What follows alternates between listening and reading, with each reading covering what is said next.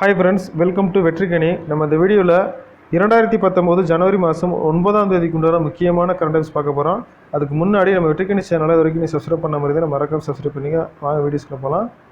பிரதமரின் பயிர் காப்பீடு திட்டம் தமிழ்நாடு 2016 டு 2017 ரூபாய் 3526.78 கோடி விவசாயிகளுக்கு வழங்கப்பட்டு வருகின்றது. அதனைத் தொடர்ந்து 2017 டு 2018 1008 கோடி இழப்பீட்டுத் தொகை ஒப்புதல் அளிக்கப்பட்டுள்ளது. மேலும் 2018 டு 2019 இதுவரை 16,39,000 விவசாயிகள் இதில் பயனடைந்துள்ளனர். உலக முதலீட்டாளர் மாநாடு 2019 தமிழ்நாடு. தமிழகத்தில் புதிய விரிவாக்க திட்டங்களுக்காக 27 நிறுவனங்கள் முதலீடு செய்ய ஒப்புதல் வழங்கியுள்ளன. இந்த நிறுவனங்கள் 50,444 கோடி முதலீடு செய்ய உள்ளன.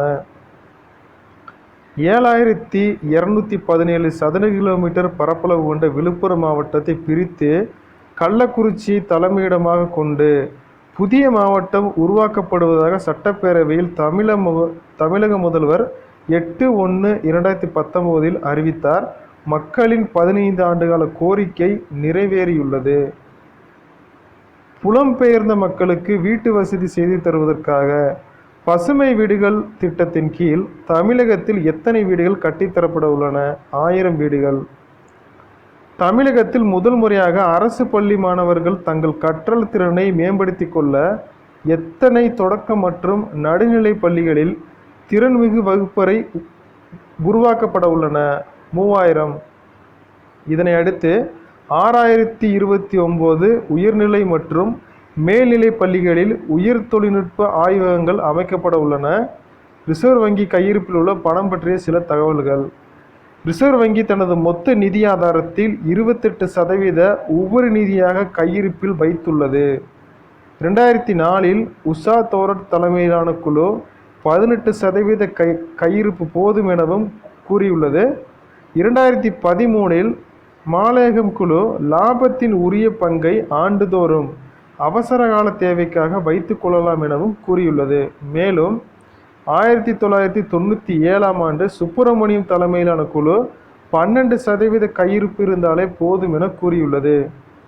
இதனை ஆராய்வதற்காக தற்போது பார்த்தீங்கன்னா இப்போ என்னென்னா ஒவ்வொருத்தவங்களும் ஒரு மாதிரி சொல்லிக்கிறாங்க இல்லைங்களா.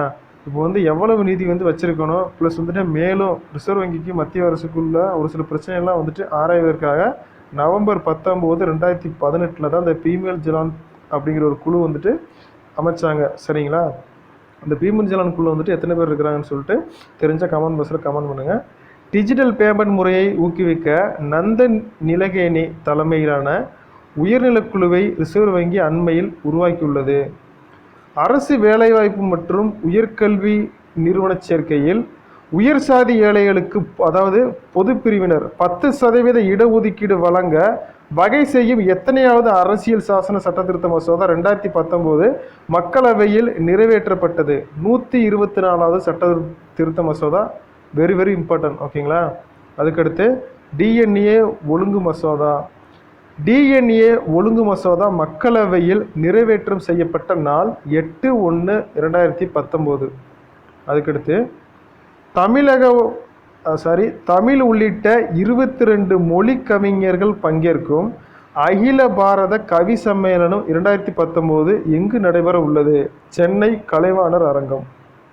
அதுக்கடுத்து போக்சோ சட்டத்திருத்த மசோதா மக்களவையில் அறிமுகம் செய்யப்பட்ட நாள் என்ன? 8/1/2019. அதுக்கடுத்து கிராம மக்கள் பயன்பெறும் வகையில் தமிழகம் முழுவதும் எத்தனை கூட்டுறவு சிறப்பு அங்காடிகள் தொடங்கப்படும் என்று தகவல் தெரிவிக்கப்பட்டுள்ளது? 100.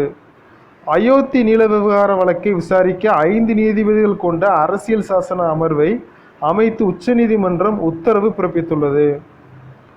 மாநிலங்களின் ஏற்றுமதியை மேம்படுத்துவது தொடர்பாக மத்திய மாநில அரசுகளின் வர்த்தக அமைச்சர்கள் பங்கேற்கும் வர்த்தக வளர்ச்சி மற்றும் மேம்பாட்டு குழுவின் ஆலோசனை கூட்டம் புதுடெல்லியில் நடைபெற உள்ளது. IMF முதல் பெண் தலைமை பொருளாதார நிபுணராக நியமனம் செய்யப்பட்டவர் கீதா கோபிநாத். இவர் இந்தியாவில் மைசூரில் பிறந்தவராவார். ரஞ்சி கோப்பை கிரிக்கெட்டில் பிஷன் பேடியின் 44 வருட சாதனையை முறியடித்தார். பீகார் சுழற்பந்து வீச்சாளர் அசுதோஷ் அமன் அப்படிங்கிறவர், அதாவது வந்து பார்த்தீங்கன்னா இவர் மொத்தம் வந்து 68 விக்கெட் எடுத்திருக்காப்படி. சரிங்களா, 68 விக்கெட். ஓகேங்களா. அவர் பழைய ஆள் வந்துட்டு பார்த்தீங்கன்னா அந்த பீஷன் பேடியம் வந்துட்டு பார்த்தீங்கன்னா 64 விக்கெட்டு, இவர் வந்து பார்த்தீங்கன்னா 68 விக்கெட்டு. இது வந்து பார்த்தீங்கன்னா ரஞ்சி கோப்பை தொடரில். அதுக்கடுத்து பார்த்தீங்கன்னா ஊடக சுதந்திரத்திற்கான கூட்டணியின் தலைவராக என் ராம் அப்படிங்கிறவர் வந்து பார்த்தீங்கன்னா நியமனம் செய்யப்பட்டிருக்காரு. இந்த என் ராம் வந்துட்டு பார்த்தீங்கன்னா இந்தி வெளியீட்டு குழுமத்தினுடைய தலைவர். ஓகேங்களா, இந்து பத்திரிகையினுடைய வெளியீட்டு குழுமத்தினுடைய தலைவர். அதுக்கடுத்து வெளிநாடு வாழ் இந்தியர் தின மாநாடு டெல்லியில் நடைபெற்றது. இதில் 23 நாடுகளைச் சேர்ந்த 124 எம்பிக்கள் பங்கேற்றனர். இம்மாநாட்டில் ஐநா அலுவலக மொழிகளில் ஒன்றாக இந்தியை கொண்டு வருவதற்கான முயற்சிகள் மேற்கொள்ளப்பட்டதாக தகவல்கள் வெளியாகியுள்ளது. உத்தரப்பிரதேசத்தில் பிரயாக்ராஜில், அதாவது அலகாபாத் பழைய பேர், ஜனவரி 15 நடைபெற உள்ள கும்பமேளா விழாவிற்கு 4300 கோடி ஒதுக்கப்பட்டுள்ளது. மேலும் உலகின் மிகப்பெரிய தற்காலிக நகரம் உத்தரப்பிரதேசத்தில் அங்கே வந்துட்டு பார்த்தீங்கன்னா அந்த பிரயாக்ராஜில் வந்துட்டு பார்த்தீங்கன்னா அமைச்சிருக்காங்களாமா. அதுக்கடுத்து எத்தனை நாள் கட்டாய விடுப்புக்கு பின்னர் சிபிஐ இயக்குநராக அலோக் வர்மா மீண்டும் பதவியேற்றார்? 77. இலங்கையின் வடக்கு மாகாண ஆளுநராக முதலில் நியமனம் செய்யப்பட்டுள்ள தமிழர் யார்? சுரேன் ராகவன் அப்படிங்கிறவர். சர்வதேச விண்வெளி நிலையத்தில் பீன்ஸ் செடி வளர்க்கப்பட உள்ள ஆண்டு எது? 2021.